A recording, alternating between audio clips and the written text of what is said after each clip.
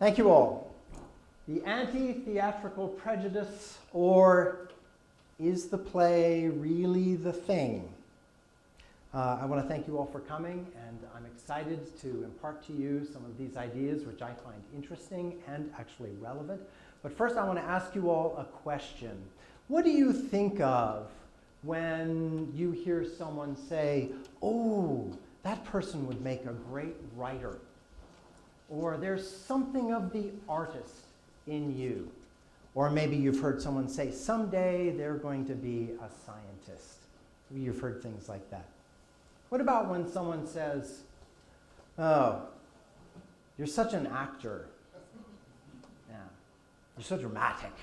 It's different, isn't it? It has a different connotation. It's not so neat. You're such an actor, but it's true. This is a thing. People like theater. People like actors. I mean, the play's the thing, as Hamlet says. Yes? Or is it? Is the play really the thing?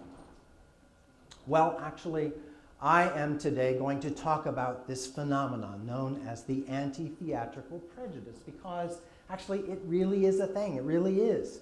And it permeates our culture in varying degrees. But I guess the first thing you want to know is, what is this term, the anti-theatrical prejudice? Where does it come from? As a matter of fact, it was coined by the scholar Jonas Barish in his book, appropriately titled The Anti-Theatrical Prejudice. Came out in 1981. And in this book, Jonas Barish is introducing this idea, this phenomenon known as what he calls the anti-theatrical prejudice. And he traces this thing, this weird bias, all the way back to ancient Greece. As a matter of fact, he starts with Plato.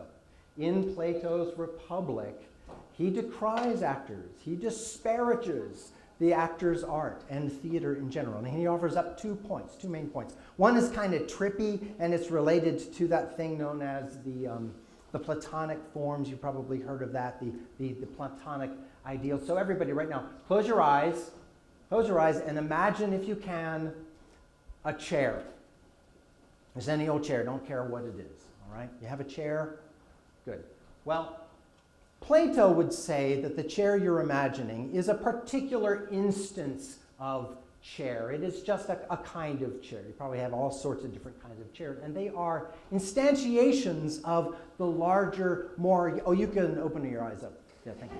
The larger, universal composite that he calls the ideal form, chairness. And like, I'm sure, like you were like, oh my God, the Elmo, that's exactly the chair I was thinking of. I know you too well. Yeah? So this chairness is the ideal, and our particular versions of chair are copies of the thing. And that goes for anything in the world, in the real world. Chairs or jackets or scarves or shoes or water, anything you think, even abstractions, justice, courage, love.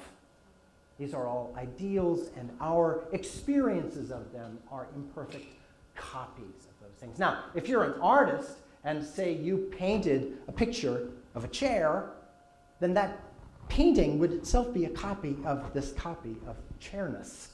So it's a copy of the thing, not as good.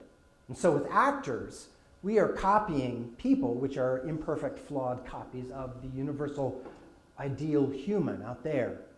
So actors are copies of the thing. For Plato, not cool. But then there's a more obvious reason Plato hates actors, and it's probably something that you've all felt yourselves, and that is actors are liars. They pretend, they make a livelihood of wearing masks. They make a career of pretending to say what they don't mean, yeah? Pretending to be and to do what they aren't. Well, how can you trust actors then with anything? It's kind of weird.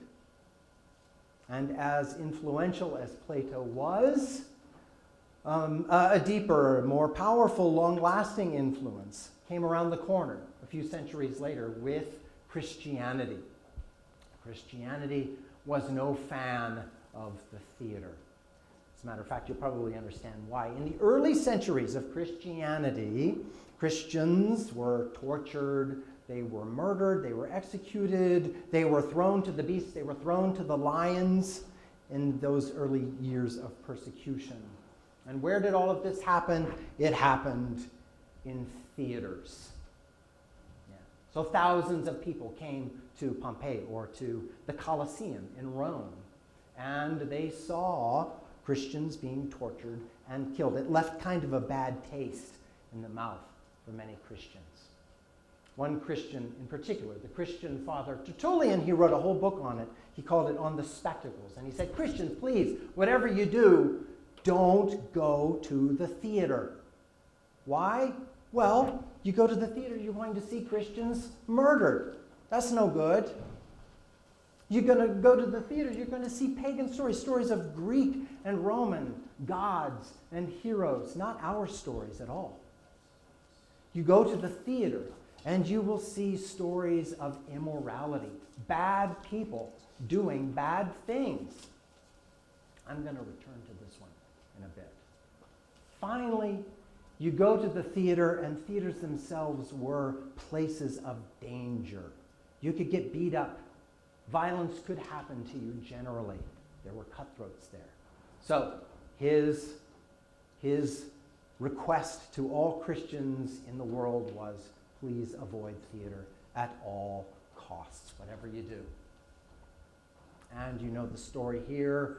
The Christian church grew in power. It became the Roman Catholic Church. And as it grew in power and authority, so theater was diminished in the West. There was less and less theater. Officially, theater still straggled.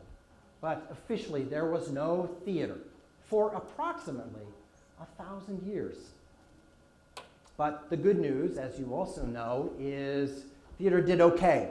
We survived. In fact, we flourished. How many of you know this guy? Yeah? Mr. William Shakespeare. Some say the greatest writer in the English language. Some say the greatest writer ever of any language. William Shakespeare, who was an actor, who was a playwright. He worked in the theater. Oh no. And he had his own detractors. It was not easy being an actor in the Elizabethan world. One of his detractors was a Mr. William Prynne. He was a Puritan who stood on the street corners, and he derided actors and anything having to do with the theater. Don't go to the theater. He was actually too good at it, because he said anyone associated with anything theatrical was evil. Well, at the time, a lot of royalty occasionally appeared in theatrical entertainments. So he fell on the wrong side of the king. Eventually, he was imprisoned, he was fined, and he had his ears cut off, hence the fashionable haircut. But William Prynne was eventually drowned out by the success of the theater. Thankfully, the theater has, in the words of Jonas Barish, won the long war against it. And aren't we glad? Thank goodness. Can you imagine the world without William Shakespeare? Without the theater, all the plays and the theatrical events all over the world. And if any of you have been to Times Square, the hub of Broadway and ground zero for theater in this country, it's doing quite well. Thank you very much, Mr. Prynne. And yet, the 21st century, we still have vocal detractors. There is still a very present anti-theatrical prejudice right now. People who would like to dismantle the theater, see it eradicated entirely. Isn't that amazing? Isn't that bizarre? What are the reasons for this bias against theater, where there are a couple? The usual suspects. It shows evil things. It models bad behavior. Well, shoot, we've heard this for 1,800 years, since Tertullian. Yeah? And as a matter of fact, there's some problems with this argument. The reasoning goes, if I go to see bad people on stage doing bad things, I will then be influenced to go out in the world and do bad things. but I'm like a big boy. And I can know when I should and shouldn't do the bad things that I see on the stage. Moreover, have you heard of an object lesson? Yeah? You can see things that you shouldn't do. For instance, I can go to see Titus Andronicus, and I'm pretty sure I'm not going to leave thinking, yeah, maybe it's a good idea to kill my enemy's children and bake them into pies. Yeah, that's what I'm going to do. No. But there's also, to follow the logic of this argument, right? Bad people doing bad things can influence me. What about good people doing good things? I could go see the theater and watch good things and be influenced that way. So to eradicate the theater entirely for these reasons just doesn't follow. It's a pretty shoddy argument. There's another more insidious reason. I told you I was going to return to this idea. The theater is a dangerous place, full of dangerous people.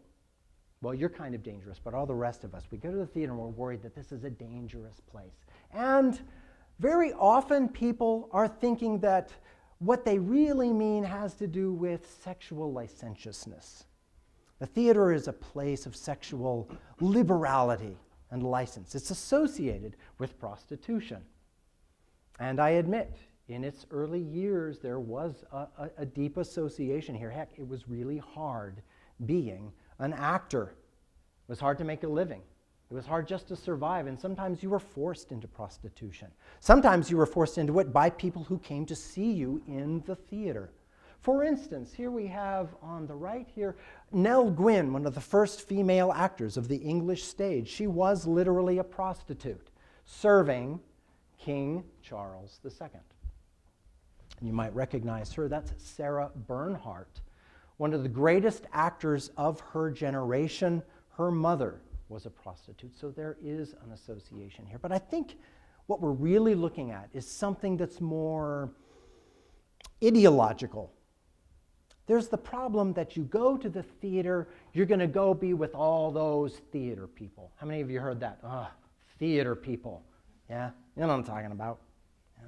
Theater people are also liberal, and they have different sexualities than the mainstream and genders, and they're open to other ideas. Well, there are problems here too. Now, actually, that's probably a good thing, but it has the same flaws as the previous argument. I'm going to go around be people with theater people. I'm probably not going to be influenced. I'm not going to become gay because I'm around gay people. If that were the case, how come there are gay people who are around heterosexuals? See, it just doesn't work. Yeah. Moreover, there's the problem of playing these roles and worrying that that will influence your behavior outside of the theater. And that's also problematic. I remember there's a character from the play The Laramie Project in which this young man is arguing with his family. His parents don't want him to be in this play. It's Angels in America. They don't want him to be in a play that has homosexual characters. And he says his argument goes something like, "Mom, Dad, this is ridiculous. You saw me in Macbeth last year. You didn't have any problems with that. So I played a crazed murderer, and you had no objections. But now I'm going to play actually a good man, but a homosexual. You object to that." It's kind of crazy, isn't it? But that's part of this prejudice we're talking about. And there is this weirdness associated with the theater where you actually connect the character with the actor playing that character, and you associate them with the roles they play. I remember my dad, all those years ago, he saw Angela Lansbury play this evil woman in Manchurian Candidate, and he said, "I'm never going to watch her in anything ever again because she is so evil." Now, she played very well an evil character, but she is not herself an evil person. But he failed to make that distinction, and he associated the role she played with the character, her own behavior, her own personality. And he knew it was irrational, but he still changed the channel whenever Murder, She Wrote came on. Yeah. It's a weird phenomenon. And I would like to introduce you to more maybe a philosophical problem here that also is at work. It's very interesting, this phenomenon, and it has to do with the frame itself. I remind you that theater comes from the ancient Greek term theatron, meaning seeing place. It is a place where we go to look at other people. We like to watch. So we go to the theater and we watch these people, and they're fascinating. They're really interesting people. They're charismatic. They do stuff. Sometimes they dance. Sometimes they sing. They're really interesting. Sometimes they're attractive, and something happens. While we're watching these people, we develop a desire for them. We want to be them, or we want to have them. And that creates conflict. It creates dissonance because, of course, we can't be them. We can't have them. Well, we like them. We've fallen in love with them for over the last 2 hours we've been staring at them. It creates dissonance. It creates resentment. It creates prejudice. Very interesting. And I remind you, yes, that the theater is actually a dangerous place. A lot can happen in the theater. You can change your mind about stuff. You can feel things that you've never felt before. If theater's good, it can change you. And that's dangerous. As a matter of fact, authoritarian governments understand that only too well. As soon as they smell the whiff of political or economic upheaval, the first thing they do is they shut the theaters down. Keep that in mind. Yeah? And for 2,000 years, we have developed a prejudice. Oh, you're such an actor.